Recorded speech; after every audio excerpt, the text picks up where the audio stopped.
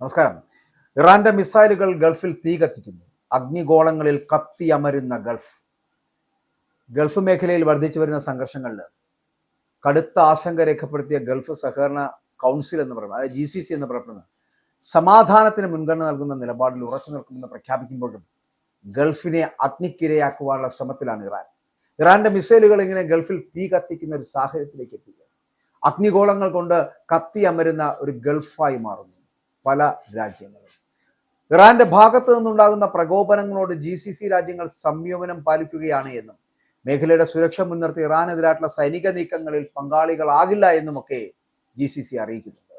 ഇറാനെ ലക്ഷ്യമിട്ടുള്ള ആക്രമണങ്ങൾക്കാട്ടി GCC രാജ്യങ്ങളുടെ മണ്ണോ ആകാശമോ ഉപയോഗിക്കുവാൻ അനുവദിക്കില്ല എന്ന നയതന്ത്രപരമായിട്ടുള്ള നിലപാടാണ് ഗൾഫ് രാഷ്ട്രങ്ങൾ സ്വീകരിച്ചിരുന്നത്. യുദ്ധത്തിന് പകരം ചർച്ചകളിലൂടെ പ്രശ്നപരിഹാരം കണ്ടെത്തണമെന്നാണ് GCCയുടെ പക്ഷം. യുദ്ധം വ്യാപിക്കാതിരിക്കാനും ഇറാൻ വിവേകപൂർവ്വമായിട്ട് ചിന്തിക്കാനുമായിട്ട് ഗൾഫ് രാജ്യങ്ങൾ അതീവ സംയമനം പാലിക്കുകയാണ്. സമാധാനപരമായിട്ടുള്ള നയതന്ത്ര പരിഹാരത്തിന് വേണ്ടിയിട്ടാണ് അവർ മുന്നോട്ട് പോകുന്നത് എങ്കിലും അന്താരാഷ്ട്ര നിയമങ്ങൾക്ക് അനുസൃതമായിട്ട് സ്വയം പ്രതിരോധിക്കുവാൻ ഗൾഫ് രാജ്യങ്ങൾക്ക് അവകാശമുണ്ട് എന്നുള്ള തരത്തിൽ അവരുടെ വക്താക്കൾ ഓർമ്മിപ്പിക്കപ്പെടുന്നുണ്ട്. എന്നാൽ ഗൾഫ് രാജ്യങ്ങൾ പുലർത്തുന്ന ഈ സംയമനത്തെ വഞ്ചിക്കുന്ന രീതിയിലുള്ള നടപടികളാണ് ഇറാന്റെ ഭാഗത്ത് നിന്നുണ്ടാകുന്നത് എന്നുള്ളതാണ്. ഏറ്റവും പുതിയ കണക്കുകൾ പ്രകാരം കഴിഞ്ഞ 25 ദിവസത്തിനിടെ ഇറാൻ തൊടുത്തുവിട്ട മിസൈലുകളുടെയും ഡ്രോണുകളുടെയും 85% ലക്ഷ്യം വെച്ചത് ഗൾഫ് രാജ്യങ്ങളാണ്. 5000 ഡ്രോൺ മിസൈൽ ആക്രമണങ്ങളാണ് ഗൾഫ് രാജ്യങ്ങൾക്ക് നേരെ ഉണ്ടായിരിക്കുന്നത്, ഇപ്പോഴും ഉണ്ടായിക്കൊണ്ടിരിക്കുന്നത്. മുൻകാലങ്ങളിൽ സായുധ സംഘങ്ങളെ ഉപയോഗിച്ചായിരുന്നു ആക്രമണമെങ്കിൽ ഇപ്പോൾ GCC രാജ്യങ്ങളെ നേരിട്ട് ലക്ഷ്യം വെക്കുന്ന രീതിയിലേക്ക് ഇറാൻ മാറിയിരിക്കുന്നു. കാരണം എന്തുകൊണ്ട് അത്തരത്തിൽ ഉണ്ടായി എന്ന് ചോദിച്ചാൽ അമേരിക്കയുടെ സൈനിക താവളങ്ങൾ ഈ ഗൾഫ് രാജ്യങ്ങളിൽ നിലനിൽക്കുന്നു എന്നുള്ളതുകൊണ്ടാണ്. വിക്ഷേപിച്ചവയിൽ ഭൂരിഭാഗവും പ്രതിരോധ സംവിധാനങ്ങളാൽ തകർത്തുവെങ്കിലും ചിലത് ജനവാസ മേഖലകളിൽ പതിച്ച് സിവിലിയന്മാരുടെ മരണത്തിനും സ്വത്തുനാശത്തിനും ഒക്കെ കാരണമായിട്ടുണ്ട് എന്നതാണ്. വിമാനത്താവളങ്ങൾ, ഊർജ്ജ നിലയങ്ങൾ, നയതന്ത്ര കാര്യാലയങ്ങൾ തുടങ്ങിയവയ്ക്ക് നേരെയുണ്ടായ ആക്രമണങ്ങൾ മേഖലയിലെ വ്യോമഗതാഗതത്തെ അടക്കം അല്ലെങ്കിൽ അതിന്റെ സുരക്ഷയെ അടക്കം സാരമായി ബാധിച്ചു. ലോകത്തിന്റെ സാമ്പത്തിക ശ്വാസകോശം എന്ന് വിശേഷിപ്പിക്കപ്പെടുന്ന ഗൾഫ് മേഖലയിലെ അസ്ഥിരത ആഗോളതലത്തിൽ വലിയ പ്രത്യാഘാതങ്ങൾ ഉണ്ടാക്കുമെന്ന് ജാസിം അൽ ബുദൈവി മുന്നറിയിപ്പ് നൽകുന്നു. ലോകത്തെ ആകെ എണ്ണ ഉൽപാദനത്തിന്റെ 22% കൈകാര്യം ചെയ്യുന്ന ഈ മേഖലയിലെ തടസ്സങ്ങൾ ആഗോള സമ്പദ് വ്യവസ്ഥയെ ബാധിക്കുകയാണ്. ഹോർമുസ് കടലിലേക്ക് അടച്ചുപൂട്ടുവാനുള്ള ഇറാന്റെ നീക്കം എന്ന് പറയപ്പെടുന്ന അന്താരാഷ്ട്ര സമുദ്ര നിയമങ്ങളുടെ ലംഘനമാണ്. അമേരിക്കൻ ഇസ്രായേൽ നീക്കങ്ങളിൽ നിന്ന് വിട്ടുനിന്നിട്ടും തങ്ങൾക്ക് നേരെ ഇറാൻ നടത്തുന്ന ആക്രമണങ്ങൾ അന്യായമാണ് എന്നും അന്താരാഷ്ട്ര നിയമങ്ങൾക്ക് അനുസൃതമായിട്ട് സ്വയം പ്രതിരോധിക്കുവാൻ ഗൾഫ് രാജ്യങ്ങൾക്ക് അവകാശമുണ്ട് എന്ന് പറയുമ്പോഴും മേഖലയിൽ സുസ്ഥിരമായിട്ടുള്ള സുരക്ഷ ഉറപ്പാക്കുവാൻ ഭാവിയിൽ നടക്കുന്ന ഏതൊരു നയതന്ത്ര ചർച്ചകളിലും GCC രാജ്യങ്ങളുടെ പങ്കാളിത്തം അനിവാര്യമാണ് എന്നുകൂടി അവർ പറഞ്ഞു വെക്കുന്നുണ്ട്. എന്നാൽ അതേസമയം ഇസ്രായേലിന് മുന്നറിയിപ്പുമായിട്ട് പാകിസ്ഥാൻ എത്തിയിരിക്കുകയാണ്. ഇപ്പോൾ ഇറാന്റെ തലസ്ഥാനമായിട്ടുള്ള ടെഹ്റാനിൽ പാകിസ്ഥാൻ എംബസിക്ക് സമീപം ഇസ്രായേൽ US ആക്രമണം ഉണ്ടായി എന്നുള്ള റിപ്പോർട്ടുകൾക്ക് പിന്നാലെയാണ് പാകിസ്ഥാൻ ഇപ്പോൾ മുന്നറിയിപ്പുമായിട്ട് രംഗത്തെത്തിയിരിക്കുന്നത്.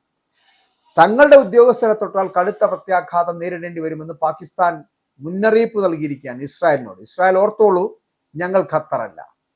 ലോകത്ത് എവിടെയെങ്കിലുമുള്ള ഞങ്ങളുടെ നയതന്ത്രത്തിനെ തൊട്ടാൽ തകർത്ത് തരിപ്പണമാക്കും നിങ്ങളെ എന്നാണ് പാകിസ്ഥാൻ പറഞ്ഞിരിക്കുന്നത്. ഒരു പാകിസ്ഥാൻ സ്ട്രാറ്റജിക് ഫോറം പുറത്തിറക്കിയ പ്രസ്താവനയിൽ പറയുന്നതാണ്. കഴിഞ്ഞ ദിവസം തെഹ്റാനിൽ ഇസ്രായേലും അമേരിക്കയും സംയുക്ത ആക്രമണം നടത്തുന്ന ഒരു സാഹചര്യം ഉണ്ടായി. തെഹ്റാനിലെ പാക് അംബാസഡറുടെ വസതിക്കും പാക് എംബസിക്ക് സമീപമുള്ള പ്രദേശങ്ങളിലുമായിരുന്നു ആ ആക്രമണം നടന്നത്. ആക്രമണത്തിൽ എംബസിയുടെ കോമ്പൗണ്ടിന് കേടുപാടോ പാകിസ്ഥാന്റെ നയതന്ത്ര ഉദ്യോഗസ്ഥർക്ക് പരിക്കോ സംഭവിച്ചിട്ടില്ല.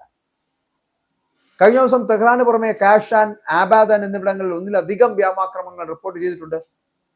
അതിനിടെ ഇറാന്റെ ഊർജ്ജ നിലയങ്ങൾക്കെതിരായിട്ടുള്ള ആക്രമണം 10 ദിവസത്തേക്ക് കൂടി താൽക്കാലികമായി നിർത്തിയതായിട്ടുള്ള അമേരിക്കൻ പ്രസിഡന്റ് ഡൊണാൾഡ് ട്രംപിന്റെ വാദങ്ങൾ പുറത്തു വരുന്നുണ്ട്. ഇറാൻ സർക്കാരിന്റെ അഭ്യർത്ഥന പ്രകടനമാണ്, അല്ലെങ്കിൽ അവരുടെ അഭ്യർത്ഥന പ്രകാരമാണ് ഞങ്ങൾ ഈ യുദ്ധം ഒരു 10 ദിവസത്തേക്ക് നിർത്തിവെക്കുന്നത് എന്നാണ് പറയപ്പെടുന്നത്. ഇറാനുമായിട്ടുള്ള ചർച്ചകൾ നല്ല രീതിയിൽ നടക്കുന്നുണ്ട് എന്ന് ട്രംപ് പറയുമ്പോഴും യഥാർത്ഥ സമാധാനം വിദൂരതയിലാണ് എന്നുള്ളതാണ്.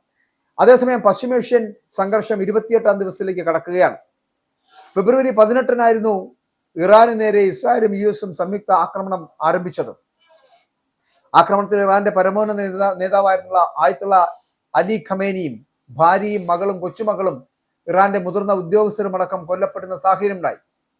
ഇതോടുകൂടിയാണ് ഇറാൻ തിരിച്ചടി കടുപ്പിക്കുന്ന ഒരു സാഹചര്യത്തിലേക്ക് എത്തിയത്. എന്താണോ ഇസ്രായേൽ ആഗ്രഹിച്ചത് എന്താണോ അമേരിക്ക നോട്ടമിട്ടത് ഇതിനെയൊക്കെ വളരെ കൃത്യമായിട്ടുള്ള കണക്കുകൂട്ടലുകളോട് തിരിച്ചടിക്കുവാൻ ഇറാന് കഴിഞ്ഞു എന്നുള്ളതാണ്. ഇസ്രായേലിനെ അടക്കം തിരിച്ചടിക്കുവാൻ ഇറാന് കഴിഞ്ഞു എന്നുള്ളതാണ്. അമേരിക്കയ്ക്ക് കൊടുക്കുന്ന തിരിച്ചടി എന്ന് പറയപ്പെടുന്നത് ഗൾഫ് രാജ്യങ്ങളിൽ തീഗോളം തീർത്തുകൊണ്ടാണ്. ഇറാന്റെ മിസൈലുകൾ ഗൾഫിൽ തീ കത്തിക്കുന്ന ഒരു സാഹചര്യത്തിലേക്ക് എത്തിയത് ഇസ്രായേലിന്റെയും അമേരിക്കയുടെയും ഈ യുദ്ധ കൊതി കൊണ്ടാണ്. അവിടെ അഗ്നിഗോളങ്ങളിൽ, ഇറാന്റെ അഗ്നിഗോളങ്ങളിൽ കത്തിയമരുന്ന ഗൾഫിനെയാണ് നമുക്ക് ഇന്നും കാണാൻ കഴിയുന്നതെന്ന്.